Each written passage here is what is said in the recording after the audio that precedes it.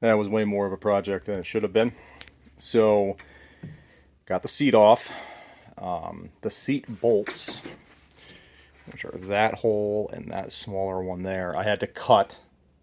They just spun. I couldn't get them out. So, cut those and then disconnected the seat belt. So, these two brackets are still good. Obviously, I'm gonna get them brushed and cleaned up a little bit.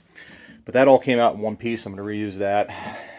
I also pulled the, the screws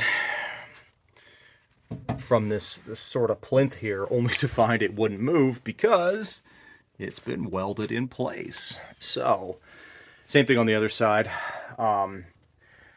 They just look like tack welds, so I probably could grind them off and remove the whole pan, but that means I'd have to re-weld them back on. And there's not really any need for me to get under here. So, if we zoom out here a little bit. So, my plan instead, I also wire wheeled and brushed all up in there and have it all wiped down. My plan instead, I think, is to leave this little plinth in place. There's nothing underneath it, I've looked. Or there's plywood, but there's no wires or anything important. So I'm going to spray foam underneath there. And I'm going to just hit it all with some primer.